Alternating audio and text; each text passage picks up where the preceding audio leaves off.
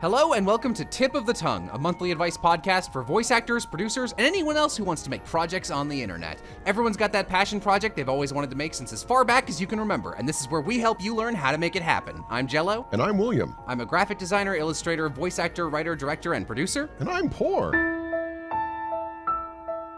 Which means funding my next project might be difficult. The truth of the matter is, passion will only get you so far with your pet project. You're gonna need money, and probably a lot of it.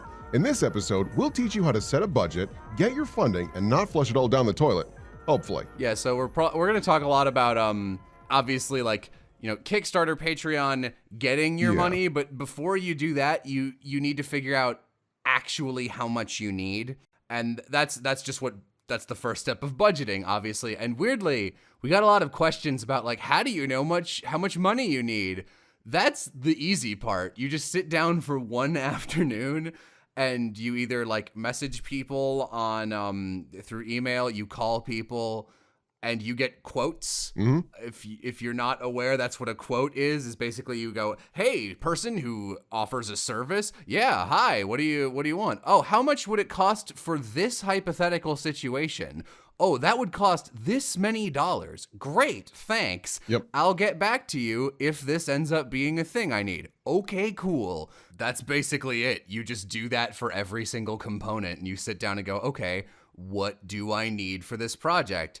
And that I said one day, it's probably going to take more than that. Yeah. For depending on the project, and how fast people respond. But like you do need to do that. And we'll get into this a little later, but if you are going to be crowdsourcing or really pitching, if you're doing an elevator pitch, like you're going to a company and being like, I don't know how many people this is going to be relevant to, right. But if you're going to a company and being like, hey, how would you like to fund my series? Or how'd you like to pick this up? Or even if it's just like, hey, you're an actor or an artist I really respect and I follow your stuff. How would you like to be involved in this? I will pay you.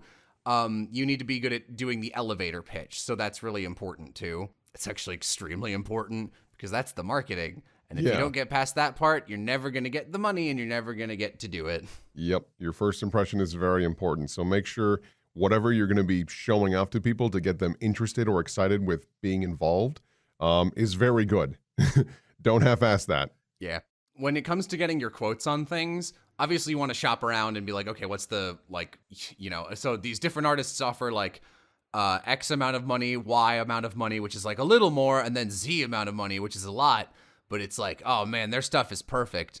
I would say when you're getting your actual quote, go with the thing you think will be best. Like, oh, here's how much we need for the, obviously not ridiculous levels. Like if you're doing an animated series or whatever you're doing, just like, I want to make a video that will be 25 minutes long. Obviously don't be like, yeah, let's budget. Can I get Neil Patrick Harris for this? Like, no, you can't. But I think it's always better to lean on a little too much, like a little more than you need, because that way you have a safety net in case anything goes wrong, because it's way better to get funded and have like maybe one asshole either backs out of the project for whatever reason. Like, I don't know, maybe their kid got sick. What a dick. I like how that's the reason you came up with. I was trying to undermine myself. Or it's not unheard of in online projects that it'll be like, oh, the Homestuck video game got $1 million and it actually just got stolen. It's like stuff like that can happen. So it's always better to have at least a little bit of a money cushion. So you might want to like take the high end of prices. Yeah. But yeah, so maybe just where to get your money is probably that's probably the next thing. Obviously there's Kickstarter. Yeah. Kickstarter is, everyone should know what that is by this point. And Kickstarter's pretty great for games, especially. That's, I think, the best thing for Kickstarter. Yeah, I think games are the ones that do the best consistently. In general, like hey, I am going to be making one big thing. That's what Kickstarter's for. Yeah, that's a good way of looking at it. Then GoFundMe is the closest thing to Kickstarter, which is basically Kickstarter with no end date, which is both good and bad because you get to keep any money that was donated to the GoFundMe. If you say you need $50,000 for whatever project it is, and you got $49,000 on Kickstarter by the end, you don't get any of that. Yeah.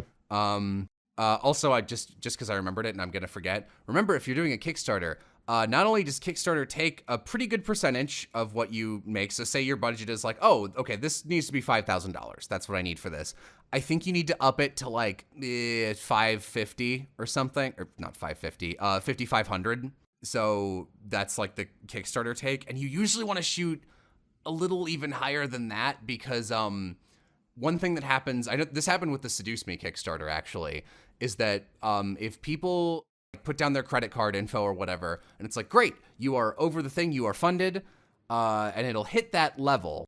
If that happens, and then it turns out people like they're like, I'll pay you $1,000, and that's not true, or they were like, oh, never mind, I actually don't have that much money in my bank, and I'm an idiot. Yeah. In that case, they that fucks the Kickstarter pretty hard. It sometimes can completely ruin the donation pool, and sometimes it says you got it, and it's like, oh no, you actually didn't. Sorry.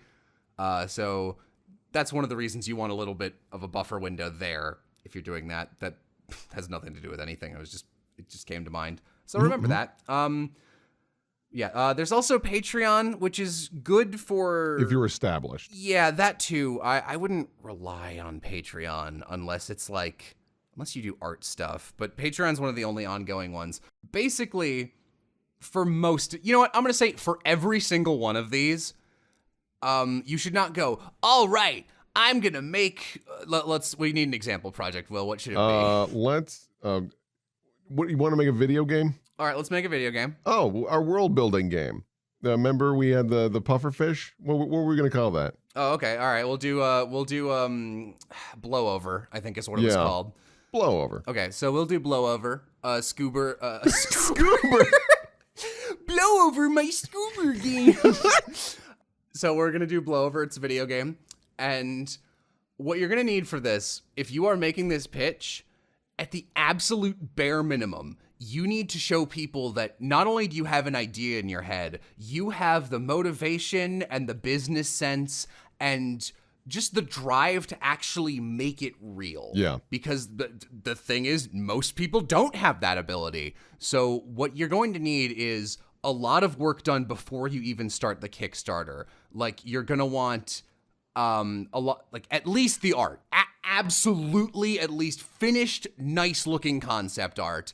And if it's a video game, you're going to want, like, ideally you want a demo. Yeah. You want a nice, pretty polished demo with some music, maybe voice acting. I've done a lot of voice acting for game demos for Kickstarters, stuff like that. You're gonna need that because this is your pitch to every other human in the world. And you're going, hey, I want you to give me money. Here's what, like, imagine this cool thing, but finished and big. It's gonna be awesome. And if you are going like, yo man, I'm gonna make a Kickstarter about a guy who smokes weed and he turns into a superhero and it's gonna be a manga. And there's 100 things wrong with the project I just posed, by the way. Yeah, there's a few things. And here's, I have one page sketched out. Yeah. That's it. And it's like, dude, that's all you got? Here's the difference. You want to be someone making a practiced, good, polished pitch as though you are talking with the executive of a company and you are treating everyone you're talking to with respect. You put all the time into it. I've seen Kickstarters that like had like a year of development before their Kickstarter. Yeah. This might have to be like almost your second job in the background.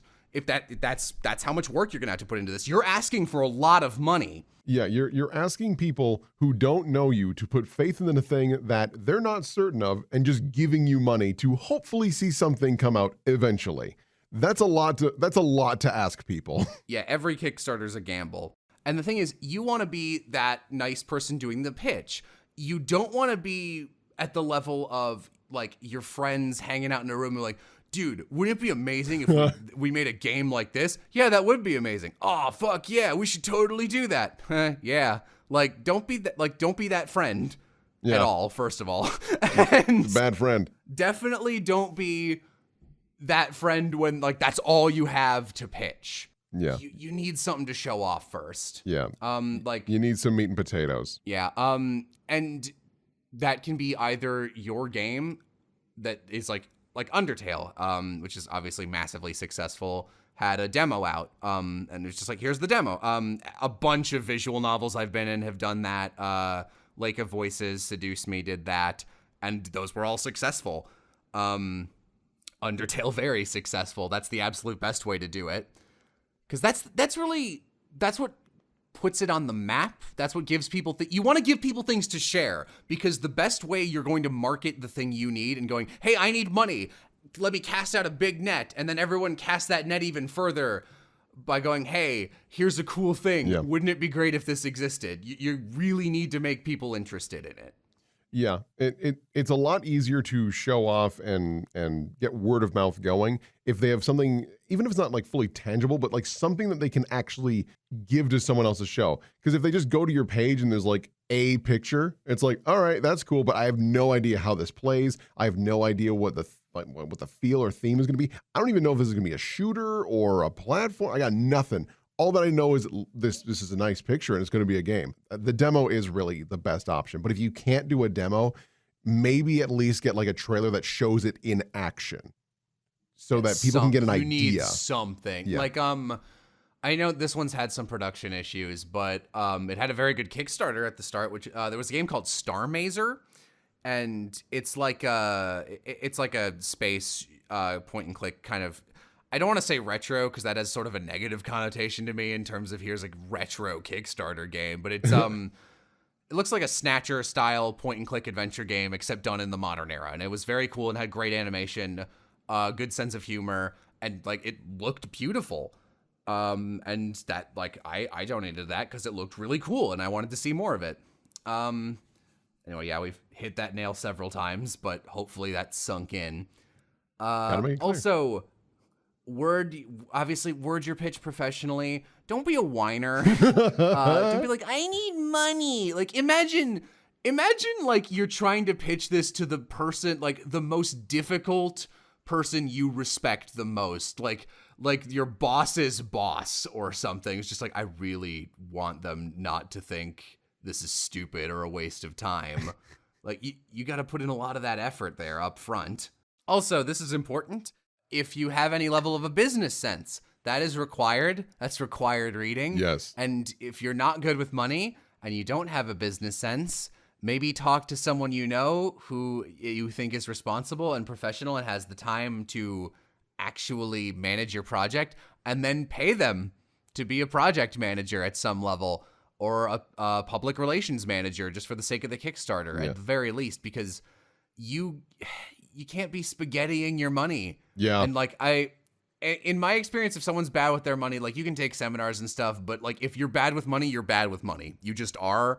And if you know that you are a problem person when it comes to budgeting and really just not fucking up financially, you should get someone else to help you out with that, because that's real critical and it can save a lot of headaches for one more person you need to hire. Yeah. It may feel weird that you're paying someone to make sure that your money is going in the right places. It is absolutely worth it, because if you don't, your whole project is going to implode. It's just, yeah. If it's a big project, if it's like kind of small, then you can maybe get away with it, but I'd still look into it. Yeah, oh my God, all the little stories I've heard of like, yeah, no, this guy in a small town got his friends and family to invest in like an independent movie he was making, and he just like spent it all on nothing. Like that happens all the time. Yeah. You should always have at least someone who's like kind of looking over your shoulder if you don't know what you're doing. So one good thing to do, especially for Patreon and Kickstarter, is you want to get the donation ball rolling by looking like someone already believes in your project. Even if that's like, hey, friend and or family member, could you put in like, I don't know, maybe for this Kickstarter, maybe like $50 to $150. And first of all, that'd be great if you could just donate that to me permanently. But if nothing else, just to have that in there, so that other people go, oh, all right, well, someone's donated to this already. I'll toss in like a couple cents or whatever, because that's really important, actually. Mm-hmm.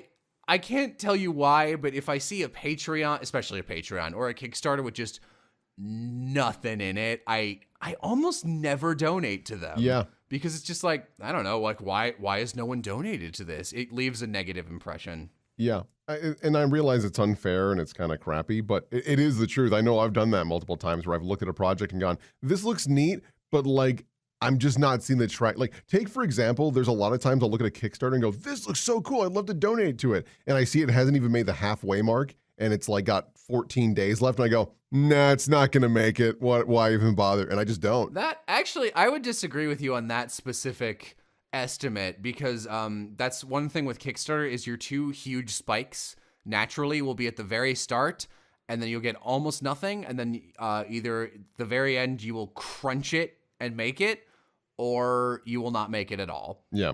So like most Kickstarters I've ever followed were like almost always funded in the last 24 hours. And then they usually pass their goal by a lot. Deadline power. Yeah. Yeah. That for some reason, deadlines make people get a kick in the ass, really. Yeah, because I mean, if you're looking at a Kickstarter and it's like, oh, they're only like 30% of the way to their goal.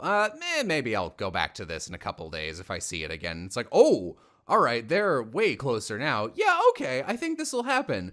It's like a weird cost fallacy thing. Yeah. Where, because like, if you donate to a Kickstarter and it doesn't make it, you don't lose any money. You don't pay anything. But like, it feels like you're wasting your time and money, even though you're not. Yeah, that's true. Yeah, it's a weird, it's a weird feeling. But yeah, definitely get something in there immediately from someone, whoever maybe. Hell, maybe you can just give money to someone else to put it on. Like if you're willing to like throw down $1,000 and give it to a couple of your friends, like, hey, can you just like donate this? And you can trust them; they just don't pocket it. Small sub tip on that. I would $1,000 is a lot for just handing to friends. I would say try and divide that up pretty significantly because you can kind of tell when. That's what I mean. It'll be like my weed bicycle. I can't tell you how many bad weed Kickstarters I've seen. Right. Obviously, you don't give $1,000 to one person. I mean, like you spread that amongst people that you can trust. Like, hey, can you?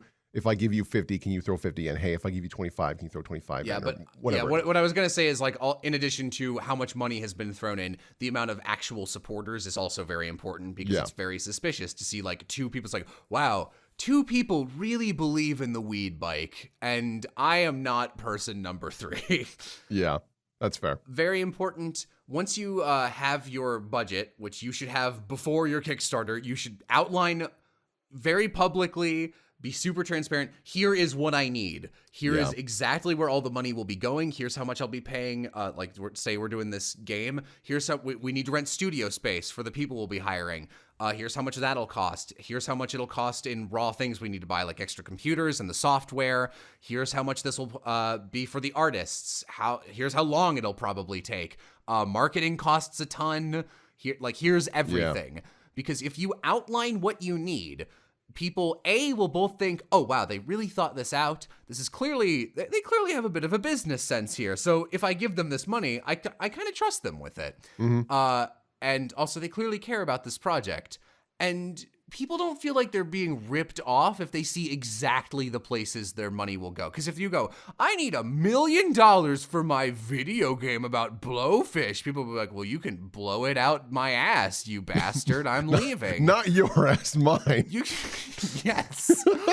Whoever's ass. But if it's like, we need $1 million. I know that sounds like a lot. Here's a breakdown of the modern day video game industry. Here's how much everything costs. I know it's a lot, but this is just the industry standard. This is what we're asking for.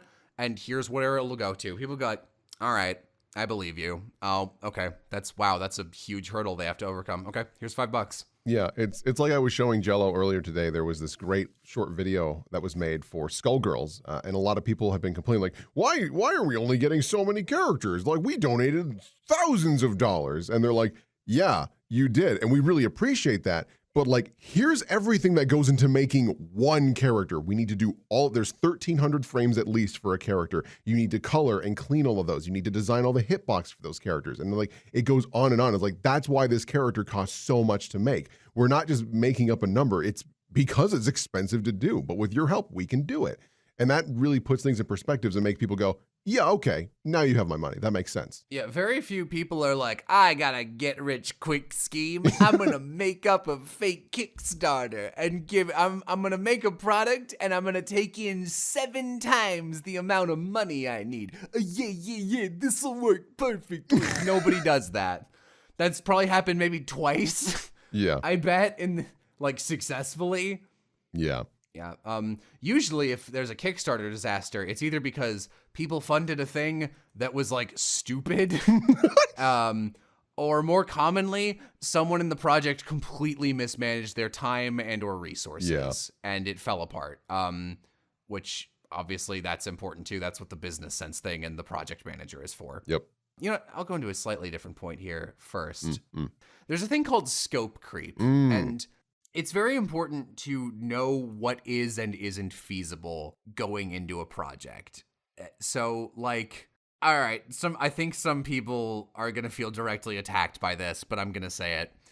If you are going, I want to make here's my Kickstarter. My big dream is to make an anime and a manga, or like a manga that'll then be an anime. That won't happen. It just will not happen through the means of the internet. That's not how the industry works. It's also a ridiculous one big first goal to set out. Yeah. Don't get me wrong. I very much understand that dream. Looks like cornucopia. Yeah. No, like if someone was like, I'll animate cornucopia, I'm like, fuck yeah, do it, man. But like, no, that's insane. Also, before I move on, small I guess a call out. Anyone who's like, I've got this great idea for a comic and I'm going to write it and someone else is going to draw it, but I don't have an illustrator yet. Quit right now, you idiot. Yeah. You got actually nothing. That's like a random guy in his garage drinking a tab and going like, I have a great idea for a movie, but I've never even looked at a video camera. I hope I get out of my cage soon. Like you have nothing. You have no experience at all. There's no reason anyone would hand you any of the reins for that project. Yeah. Anyway, but yeah, scope, super important. So, say with a video game, say we're taking Blowfish, and it's like, okay, this will be like an open world game, and because it always starts with a core concept, whatever your project is, and then you think of more and more cool ideas. You're like, oh, we could do this and this and this. Oh my gosh, and there could be like a support system, and then they could do this in battle using the support system. Oh, and let's maybe add like an alchemy mini game, and like it gets really blown out of proportion really fast. And not only is that bad for a lot of video games, because then you've got all these like 40 to 90% completed side things that are sometimes not well implemented. Yeah, and a bunch of half-assed mechanics. Yeah, and that's bad on its own, but you want to keep your goal pretty narrow-minded, that's wrong, pretty focused. Yes. Because anytime you're like, I'll do another thing, that is a lot of man hours and resources you're going to have to devote into that thing. So like, say we're going into, Blowfish game, Blowover. And it's like, all right, it's going to be an underwater world and mostly open world, but like let's have 5 mandatory like dungeons at some point. You can do them in any order, and they'll like level with you or something. So you can go into them at any time, and there'll be like a pirate ship and a whatever and blah blah blah blah blah. And like that's what we go into, and just like, okay, that's what we're budgeting. And then in the middle of the game, it's like, oh, I know, I just got this great idea for another dungeon. And we'll have 6 dungeons. It's like, dude, we barely have the budget for 5. In fact, I actually think we need to cut one or combine 2 of them, because it's turning in like, you know, we got our budget, but like we're amateurs, so it's not like we can nail this on the first try. It's like, no, I got 7 dungeons. No, dude, we're gonna ruin it. It's hard to come up with a good example of scope creep really fast. I'll tell you one. Yeah. Star Citizen. I don't know what that is. What is that? Star Citizen was, I don't even follow it fully anymore. Star Citizen was this project that started years and years and years ago. And it was going to be a just awesome star pilot fighter game. Best graphics in the business, yada, yada, yada. It has been years and years and years, and people keep throwing money at it over and over and over again. And I think it raised like $52 million. Like it's a ludicrous amount. Yeah, no, it's fascinating. On read. What? Was it a Kickstarter game? It was I think it was I'm gonna look this up real quick just so I have some I'll look it numbers up. and You shit. keep talking about it. What is But it called? anyways, Star Citizen, you should find it pretty quick. And Star Citizen's whole big deal was that it was just going to be this pretty simple but cool concept of you are space pilots and you buy customized ships and yada yada. And it's got a cool first-person shooter system, whatever. And it keeps getting bigger. Every time I see anything about Star Citizen, it raised more money, it got delayed longer, and they added more things. And it's huge now. I couldn't even tell you what it is now. I think it is like borderline No Man's Sky, tactical shooter, designing your own ships, big fleet battles. It's like everything. It's trying to be everything. And at this point, it's so bloated, I am confident it just is never coming out. Or if it does come out, it will not meet expectations. It can't. It just can't. Yeah. Basically, scope creep is a natural thing that will happen because if you're a creative person who comes up with neat ideas, you will have a baseline idea. It'll be like, all right, then like we got point A, B, C, and D. And that's what, like, when we got all those, just imagine like a dot, and then it just radiates in like different circles, like a ripple. And it's like, all right, we're going to get to point D, and point D is your end goal, and you get enough money to just make it to point D. And then as you're working on things, it's like, wouldn't it be fun if we added E and F and G and whatever? So you keep having to stretch like what little you've got to make that circle even wider, and it makes the entire thing flimsier. And you probably won't end up hitting certain stuff that you initially wanted to. It's a big issue. It's the reason you have creative directors and project managers. Yeah. So I'm on the Wikipedia now. Development of the game started in 2011 and is being mostly financed by crowdfunding.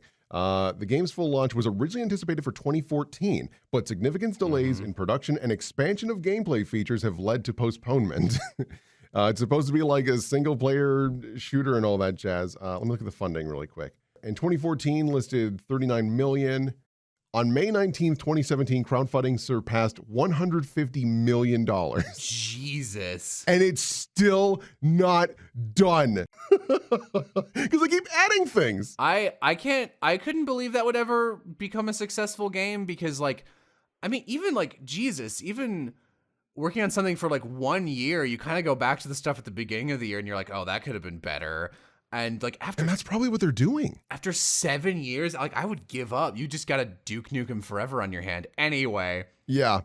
Star Citizen's fascinating. Yeah, so I guess look at that as you don't want to be developing a game for 7 years. No. So another thing, especially in regards to Kickstarter and especially Patreon, reward management.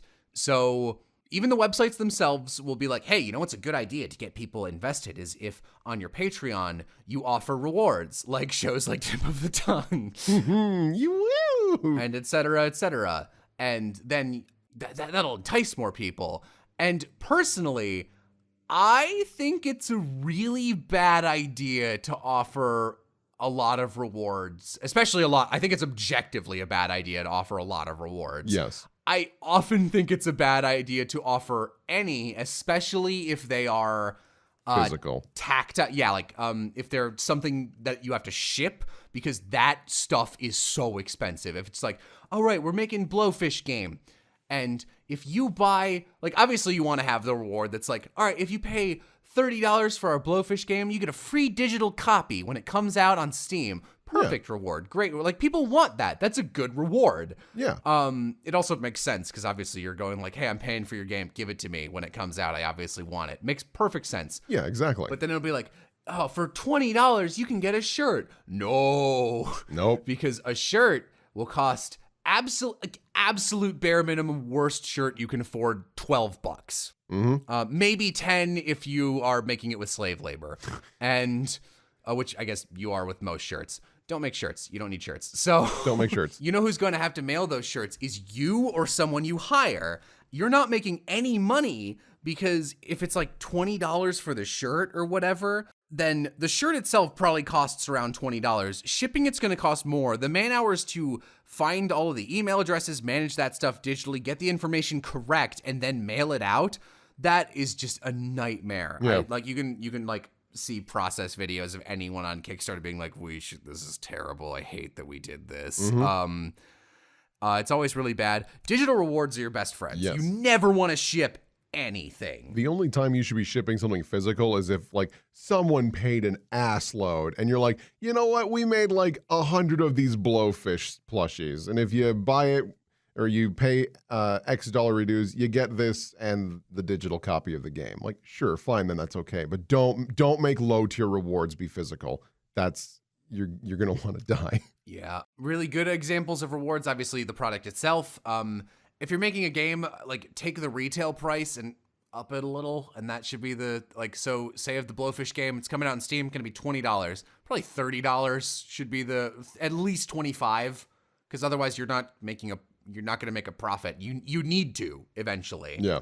And on top of that, say it's like the best rewards you can do are something like, okay, we're making a nice soundtrack. Here's some samples. Pay $15, you get a digital copy of the soundtrack, or here's a digital copy of the art book. Yeah. Or really popular one people always like is get involved. Like the Shantae Half Genie Hero is like, pick some of Shantae's transformation power-ups we'll put in the game. And universally, those idiots pick the worst one every single time. Ooh. Yeah, but also if you're gonna do that, make sure it's like a side thing that's not super important, so that like if it's a bad idea, then you can kind of like push it off to the side and be like, yeah, it's in the game. Thanks so much, backers. But if it's a great idea or it works really well with the setting, like Muffet and Undertale, you can make them a super important and interesting boss. Give yourself wiggle room. You don't want to trap yourself with stupid Kickstarter crap. Yep. Also for Patreon. So I think we've touched on this before. Jay, who we've had on, runs a channel called The Third Wheel, and they had the most like good for patrons, bad for people running the Patreon I've seen in a really long time. Yeah. Because they offered so many cool rewards and like hangout sessions and calling people, and like you get like custom art, you get custom songs. It was nuts. And they were like, this was not sustainable at all. So if you're doing a Patreon, especially if you're starting one and it's like, hey guys, here's the 9 reward tiers. You need to make too many, first of all. You need to make every stretch goal. You need to go, okay, if tomorrow a millionaire came by and was like, I'm crazy and I love Blowfish, he's $1 million a month. I don't know why. This is what a millionaire sounds like. Man, the new Ace Attorney's great. If that happens, it needs to be something you could do every month reasonably. And you will find not very much fits into that. Like even like I have a bunch of art friends who are like, God, even just managing the Patreon is so taxing. Yeah. It's really hard. And like honestly, polls are really good because that's like a thing people can participate in, but they don't actually, it doesn't give more work for you, which is great. Yeah. Whereas like any custom rewards take so much time and so many man hours that it usually aggregates to you losing money and time. Yeah. So you don't want to do that. It's not 100% necessary to reward people, but if you are going to do rewards, make sure that there are things that you can do that don't take too much of your time, but still feel like kind of worth it a little bit. Yeah, and if you have to produce them or ship them, put that in your initial budget. Yeah. Yeah, because I mean, if I give $20 to your Patreon and my reward is you'll personally send me a Twitter that goes, hey, thanks. That's not $20. I'm going to need something a little more than that. I might as well get nothing, and that would actually be preferred. Yeah, I've seen a lot where it's just like, we'll send you a thank you email. It's like, that's just annoying. Yeah, don't do that. That's not worth it at all. Also, I don't think rewards are very good, especially for Kickstarter. Yeah. Because like, you don't get that reward for like 3 years. And it's just like, I don't really... oh, what the fuck is this? Oh, right. I donated to this. I forgot this existed, etc. Yeah. Oh, another one specifically for Kickstarter. If your Kickstarter surpasses its budget, like say you nail it. Say you do a really good pitch and it's like, I wanted $1,000. I just need some voice acting. I'm just doing a visual novel and it's going to be non-for-profit, blah, blah, blah. And it's like, okay. Oh man, people like my small but avid and wonderful fan base gave me this in 24 hours. I should add a bunch of stretch goals and make the game even bigger. That's scope creep. Yep. it's also, unless it's like, no, I was like, I really managed myself well, and I went, these are the things I could put in the game for $1,000 if I'm lucky enough to get 1,000. Ding. Oh. All right, cool. Then I get to add that extra mode in that boss fight. That should be it. You shouldn't go like, oh, what else? I need to appease them more. They've been so nice. If we get to $1,500, I'll add another character route, which will take several weeks of my life. Like, don't do that. You don't need to. You know what? You got the money. You know what Kickstarter reward tiers I don't like? The ones where it's mysteries. What could it be? Because it makes me feel like you don't even know, do you? Have you seen those? I have, but I've never seen any in like a Kickstarter that succeeded. No, I've seen them with a couple of games. I'm drawing a blank on them now, but yeah, I don't like it because I'm like, I don't trust that at all. You know what? I think Mighty Number 9 might have done it. I'd have to go back and Shocker. look, but there's a great example of just blowing it. The same goes for Untold Story. Or is it Unsung Story? Doesn't matter. It got canceled, and yeah. Oh, speaking of, someone specifically asked, "What do you do in the event that you fail to get a budget? Like you put up a Kickstarter and you waited, like you did your best for a month and it didn't work." There's a couple courses of action. The one you actually should totally never do is immediately opening a second Kickstarter and going like, "All right, guys, take 2. I've changed nothing, but I'm going to try even harder." Because, like, it didn't work the first time, man. Yeah. Like, unless you literally, like, you put it up and then, like, literally forgot to market it somehow for a month. And then went like, oh, shit. At which point you have other things to worry about with yourself. I think the best things to do are, like, really, like, that's obviously a bad situation. Yeah. But say, let's continue with the $1,000 one, because that's easy. Yeah. First of all, maybe you wanted to make a visual novel and that was for voice acting. Maybe you make the visual novel without voice acting. And it's just like, well, I don't get that. I don't have the money. Yeah. It won't happen. And you could either like put out here guys, here's the game. It's out. Let's do a separate Kickstarter now that it's out, for the same amount of money or maybe less or more depending.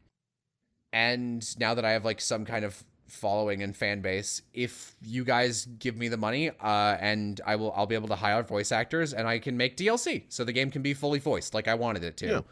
And you can basically you get to try again once you have like a new pitch or more under your belt to be like, hey, I now have something. Also, I didn't mention this yet, but like here's a good strategy. My sister, Plasterbrain, is her screen name, is making a game called Pizza Game, which you've probably seen me tweet about or do art for or talk about at panels and stuff. And it's pretty close to being done. And she has like a couple game ideas she really wants to do that are like serious games because she's pretty much good at all the things, and wants to make a serious game instead of a jokey shitpost visual novel. But what she wants to do is put out Pizza Game, which she made entirely herself, which is an option if you're talented, and you have, like, it's just like, yeah, I have a job, and then when I come home, I'll work on my passion project for, like, 2 years, and then it'll be done. And once you have that, like, it's hard. It's hard. It's hard to ask people for hundreds of thousands of dollars. So if you, what she's doing is, once she has that game out, she'll be like, hey, I made this game. Here is a fully finished example of what I can do with no money. So now I am going to make a real game. Here is my pitch for it. And here is what it's going to be about. I would like actual money. Thank you very much. No fun bucks, no Monopoly dollars, real money. And everyone's like, yeah, I said that like she'd been burned before. Like, all right, I'd like real money this time. Johnny Haypenny. That's a good name, actually. Yeah. No, I like that idea a lot because it goes back to the whole, it shows that you can do this. And it also, like you said, inspires people going, wow, she did all this by herself with no dollary dues. What happens if she gets at least $2 dues? You know? Yeah. So, like, think of it this way. So, like, I'm going to take Alex Hirsch, the guy who made Gravity Falls, as an example. If he just signed a huge deal with Netflix after a couple years of radio silence after finishing Gravity Falls, and people flip their shit over it because like it's like, oh shit, Netflix is making a thing, and Alex Hirsch doesn't even there's no network censors anymore. He can do whatever he wants, and he made one of the best series from this last decade. I'm super excited. That's great. And like, it seems so obvious. Like, if you were a network executive, it'd be like, of course I'd make a deal with Alex Hirsch. Yeah. You wouldn't have done that before Gravity Falls, because it would be like, all right, guys, like, hi, I'm Alex Hirsch. Here's my idea. It's like two kids in the woods with their weird grunkle. What the fuck's a grunkle? It's a great uncle. Okay. And there's just some mysteries, and it's in Oregon. Okay. What have you done? I did some writing and animation on a terrible show called Fish Hooks. Okay, pass. Yeah. Next. But now it's like, oh, you've done this. Like, it's all about being like, I can do this. Like, think of it like walking into a store. Like, if you're buying furniture and you walk in, it's like, oh, here's all this like nicely set up furniture. They've like gotten little like plants and things to accent it, so they'll show how nice it could look in your new home. And they've got little carpets, and they have nice sale associates. Like that, like obviously you'd be like, yeah, I could buy a couch here. But if you walk into like an empty warehouse and there's a guy and he's like, yes, I can get you a couch. It's like, what the fuck? You just pop out of a coffin? Yeah, welcome. A giant empty warehouse with a single coffin in the middle of it. So he pops up holding an ottoman. Take a seat. No. Okay. Why aren't we funding this game? Sounds horrible. Yeah, but anyway, with that answer, that's one thing you can do in the event of failed fundraising. You can try another avenue. You could do a GoFundMe is a little more lax than Kickstarter. Yeah. Whatever you do, you should really reflect on your own stuff. Like, did this fail because I didn't market it well? Did it fail because I used the wrong venue? Did it just fail because my idea is not that good? And like that. You know what? That can happen. It just can. And something I've seen happen before, and like with professionals, not usually with online stuff, is they'll be like, I want to make this series. You don't get to make this series. We're hiring you as an extra on this show. Okay, that's fine. All right, I did really well on that show. Can I make my own series now? Your own series is a little raunchy, and you've never run a show before. Try running a show first. Okay, I'll make my own thing. Here's a different project. It's not the one I wanted to do, but like I like it. Okay, cool. We now trust you. Like sometimes that's just how things work. It's really all about having stuff under your belt already. Yeah. Or being really charismatic. Usually the first one and a little of the second one. Yeah, you do need to have a little bit of charisma going on there. Oh, another thing, this is kind of similar. Say you just get screwed. Say someone steals some of your money, or say you invest in, like, say you hire like 20 people on your team to make Blowfish game, and like one of them is just seriously like an asshole, and he just runs off with like $5,000, or like he fucks your code or something. So a big part of the game is ruined, and that like takes a ton of time off your schedule, and you're now under budget again. Or over budget. And you have to go, hey guys, I'm really sorry. This is what happened. We need more money. That's a really shitty position to be in. You always want to be as honest as possible. Yes. Because if like you have to be like, life happens. This is what happened. We're gonna try and raise the money. If not, we have to cut a dungeon. Like we just won't have time to finish it. Yeah. So Blowfish game will have 4 dungeons instead of 5. Because this fucking guy ruined our water texture, and we obviously need that for this underwater game. Yeah, it's going to feel like garbage to present that kind of information, because that's bad news, and nobody wants to hear that, and these people already gave you money and whatnot. But in the long run, it is absolutely worth it, because there are going to be people that are just going to be dicks, and like, oh, you suck at this, blah, blah, blah. But there's also going to be a lot of people that go, oh, man, I'm sorry I'm sorry here, and then throw a couple more dollar dues at you. That's not a guarantee, but if you just do radio silence and disappear, that is so suspicious, and it's just bad. And I should say, like, this is, I'm saying, be honest if what happened is, like, something actually beyond your control fucked you over. If it turns out that one of you, like, you are just a bad project manager, and hopefully someone catches you, because you probably won't. It's just like, yeah, no, I really, like, I thought it would be, we were making this Blowfish game, and I really wanted to, like, impress the people I was hiring. So I like rented out like a giant mansion Oh, instead of like, just a little office block. And that's where and I was like, what happened to our money? I've actually seen shit like that pretty often, which is, this is why it's like the hire a financial manager. Also super important. Everyone you hire, everyone who works for you, you're going to want like business people helping you. You might you're probably going to need to hire a lawyer too for the company, that you're doing. Oh, yeah.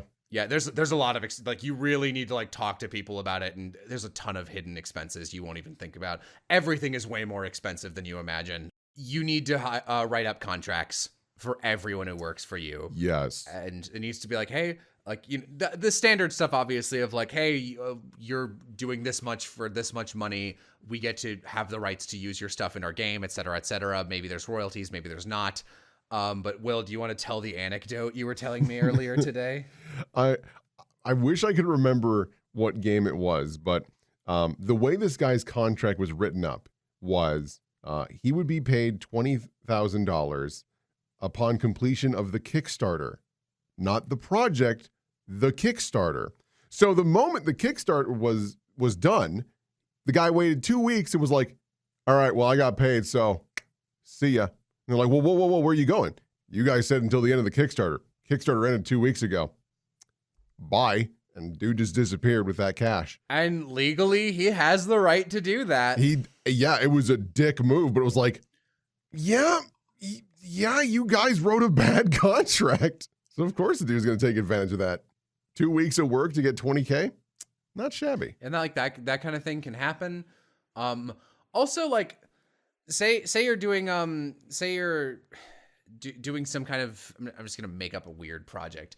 Say you're doing like a visual novel, like what's that show called, Drawn Together, where they're all different types of cartoons. Oh, like yeah. So you're doing like a visual novel that's styled like that, where every character requires their own style. So you hire out a bunch of different artists, and say like you actually are a good manager and you've hired good managers, but like one of those artists just sucks.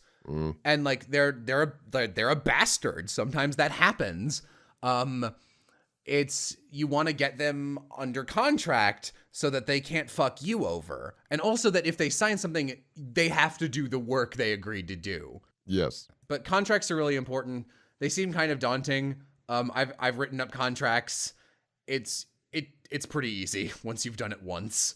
It's basically just a bunch of like, here's how to not screw each other over.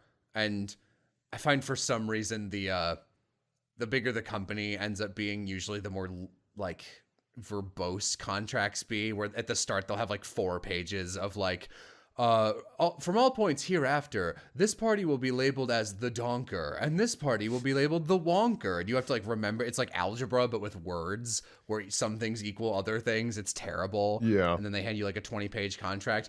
You can write a nice contract too. You just have to have something someone has signed. Yeah. It's just to cover your bases. Just be safe. Yeah. And if you don't know how to write a contract, hire someone to help you. And if you don't have any money, that's what this episode is for. Hopefully you already have gotten some direct quotes to pay people with. Yeah. And you kind of have an idea of who you'll be hiring for this project once it's like, okay, I actually have the money. I'm coming back to all you guys, looping back around. And if you're still available, I'd love to hire you. And if not, I'll have to find someone else. Yeah. Here we go. So I recently did an example of a budgeting I can share. Yeah, this was really interesting to hear. I did I'm pitching a project to someone, and I need a budget. And let's make up a fake name for this. Blowover. Okay, great. Animated or something. I don't know. Yeah, Blowover's fine. So it's called Blowover. It's not a video game, but it has. Let's say it's a very ritzy audiobook thing. Ooh. That like it has some visual components, but it's mostly audio. So here's what this is. I wrote out the whole budget before making the pitch, and it took me a couple days, actually a couple weeks, to get some of the quotes back specifically. But it gets really, really expensive really fast. So just for sound alone, here I'll tell you first, because this is how I opened mine. I was just like, okay, the estimate I'm going for is $32,000 for this project. That's what I'd need from you, company, which is a lot. It's a lot. It's a lot, but also for a project or like a new series, it's actually not very much at all. No, yeah.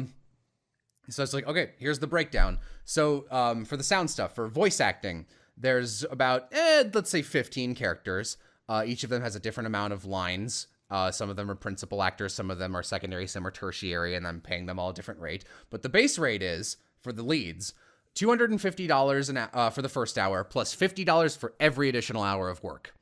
And for that, most of them are $300 to $400, and then like, you know, some change. Then on top of that, I have to rent a studio space for them. So the rental of the studio space is $175 an hour, which, just estimating how many hours I think this would take to record, ended up being about $2,700. Then add the casting director on top of that for $25 per lead. That makes it, based on what they have to cast, another $350. Add a talent coordinator, which is the kind of person who actually like schedules people, like, hey, you got the part.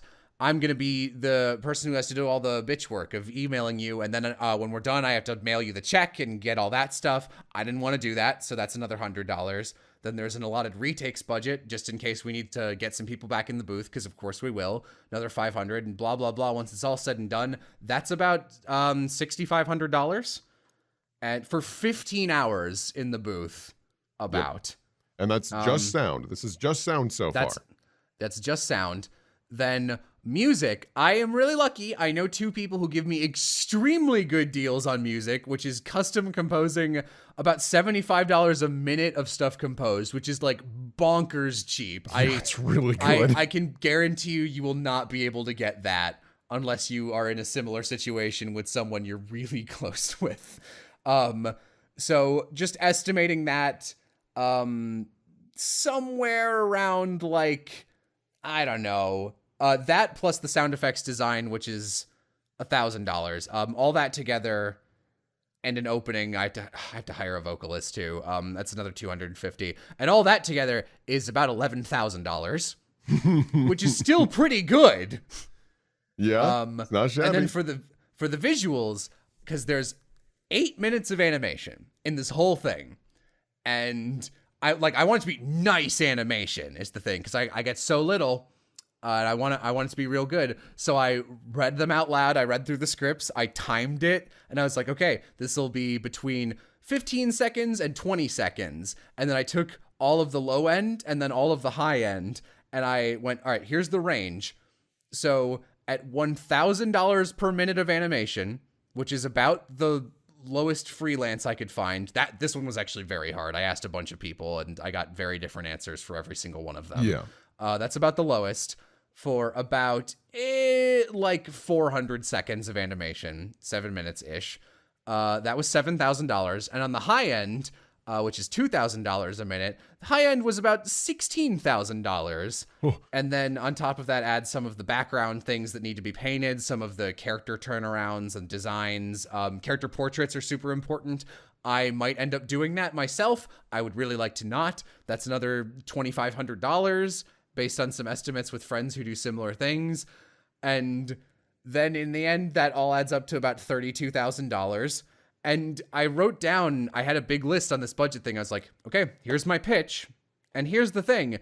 If like I can't get this much, then I didn't pitch this, because obviously I don't want to be like, this is like the highest possible thing. So if you give me a little less, that'd be fine. Because I don't want that. I'd like more, obviously. Yeah. But I was like, okay, I have different star rankings next to each of these, and like the opening, it needs an opening. So that has 3 stars. That can't be cut. Yeah. Whereas like, here's a small scene that I would prefer it would be there, but that can be cut. And then there's other ones where it's like, this is like the big finale. This has to be animated. Otherwise it doesn't work, and blah, blah, blah. And like, obviously there were a bunch of times where I was like, oh, I could do this and that would be cool. And I could hire an editor to do this, but it's like, I don't think I'll be able to pitch that. So in the end, I sent this big document. And I was like, here's my breakdown. Here's what I need. It was really interesting to hear it all be broken down, because it was like I was talking about with the Skullgirls thing. Like, things cost a lot of money, but then to actually hear it all out, because it was like, well, of course you need to rent a studio. Well, of course you're going to need a casting director. It's just things you don't think about until someone says it. It's like, oh shit, yeah, that does add up pretty quick. Just keep that in mind, folks. Don't give up your dreams just because they're expensive. Just be prepared that they might not work.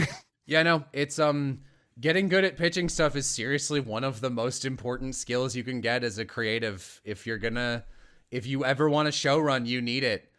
I follow a fuck ton of artists, and some of them are extremely talented, and some of them are in like their 30s or 40s, and they're like, yeah, I've pitched a bunch of things to studios.